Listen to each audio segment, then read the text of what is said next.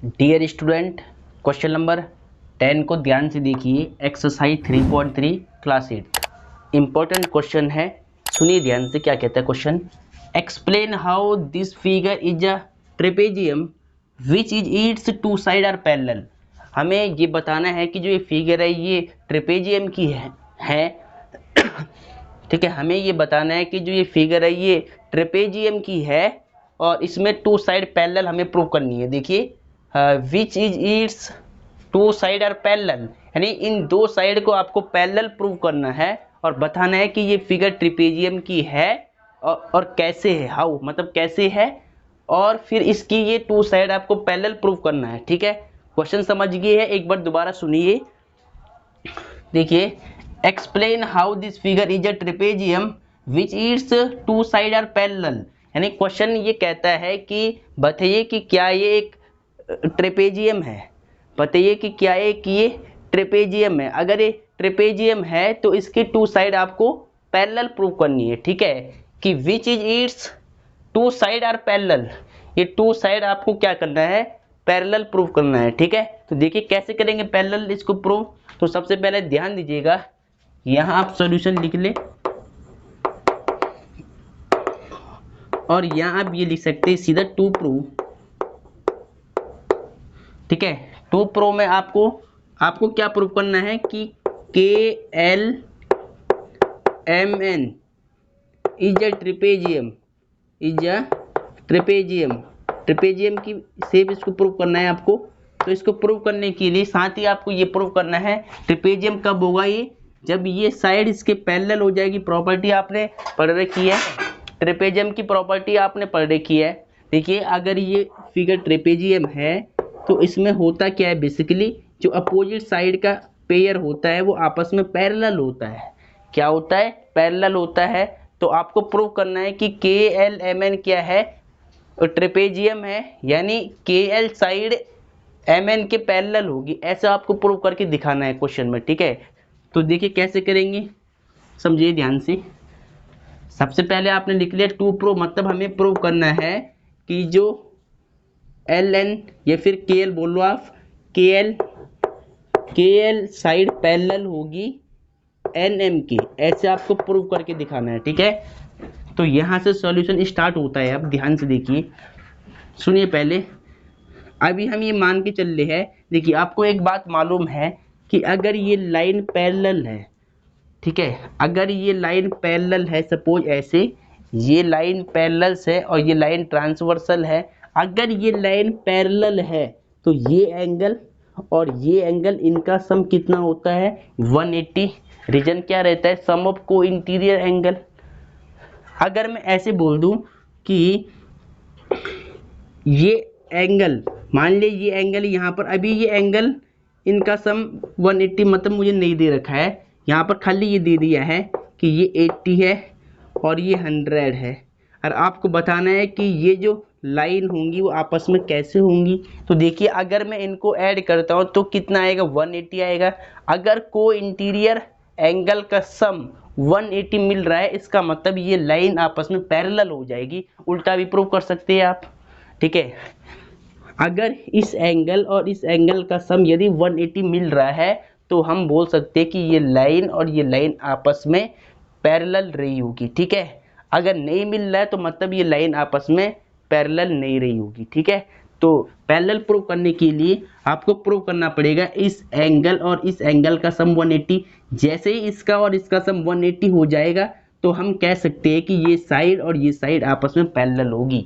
ठीक है, we can say that, हम क्या कह सकते हैं कि ये एंगल और ये साइड आपस में पैरेलल हो जाएगी अगर इन दोनों का, अगर को इंटीरियर एंगल का सम 180 मिलता है तब। तो देखिए कैसे चेक करेंगे। यहाँ पे सबसे पहले आपको लिखना है सिंस, ठीक है, यहाँ पर आप एक बात और लिख ले ऊपर गिवन। सबसे पहले आपको गिवन भी लिखना है।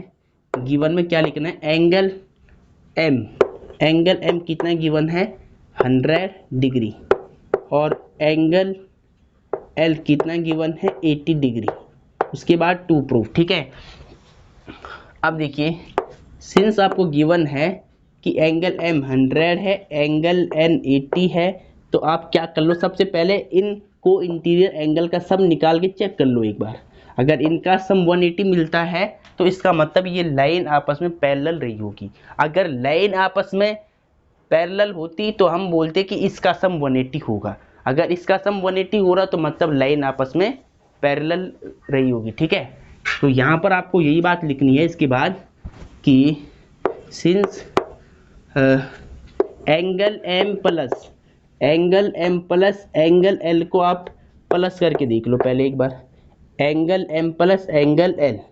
ठीक है, चेक करते कितना आता है। ठीक है, तो यहाँ पे आप लिख ले, इसको मैं नीचे लिखता हूँ। देखिए देयरफॉर एंगल एम, देखिए कितना है, एंगल एम की वैल्यू 100, एंगल एल की वैल्यू 80, तो देयरफॉर कितना आएगा, 100 प्लस 80 180 हो जाएगा। अब देखिए मैंने क्या कहा था, अगर को इंटीरियर एंगल का सम 180 मिलता है तो इट मीन्स डैट जो लाइन होगी वो पैरेलल रही होगी आपस में। अगर लाइन पैरेलल होती है तो हम बोलते हैं कि ये जो एंगल होंगे, यानी ये एंगल क्या होंगे, को इंटीरियर एंगल होंगे। अगर इसका सम 180 आ गया तो हम कह सकते हैं कि ये लाइन आपस में क्या रही होगी, पैरेलल रही होगी। ठीक है, तो यहाँ पे आपको रीजन क्या रखना है कि देयरफॉर ये क्या निकला, 180 क्या है, सम of co-interior angle, some of को इंटीरियर, ठीक है, सम ऑफ को इंटीरियर एंगल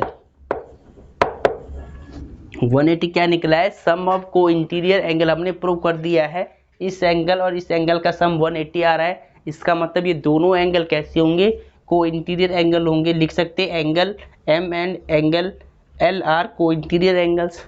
तो आपको सिंपली क्या लिखना है कि sum of co-interior angle से दोनों ही, ठीक है, इनका सम अगर 180 तो मतलब ये एंगल और ये एंगल क्या होंगे, को इंटीरियर एंगल होंगे। ठीक है तो सिंस अगर ये को इंटीरियर एंगल है तो आप लिख सकते हैं यहाँ पर कि K L and N M are parallel. अगर ये को इंटीरियर एंगल है इसका मतलब क्या है कि K L line N M के पैरेलल हो जाएगी, यानी हम इसको कैसे लिख सकते हैं, mathematical K L parallel to N M. अगर ये पैरेलल हो गया इसके तो अब क्या बोल सकते हैं हम कह सकते हैं वी कैन से डेट कि K L M N is a trapezium. ठीक है, तो यहाँ लिखना है therefore K L M N is a trapezium और हेंस प्रूव्ड। यही आपको प्रूव करना था कि जो ये शेप है ये ट्रिपेजियम की है। ठीक है, तो डियर स्टूडेंट आपको समझ में आ गया होगा कि इसको आपको कैसे प्रूव करना है। इतना आपको सीक्वेंस में लिख देना है और देन आपका रिजल्ट एकदम राइट माना जाएगा। ठीक है, इसको पहले नोट कर ले।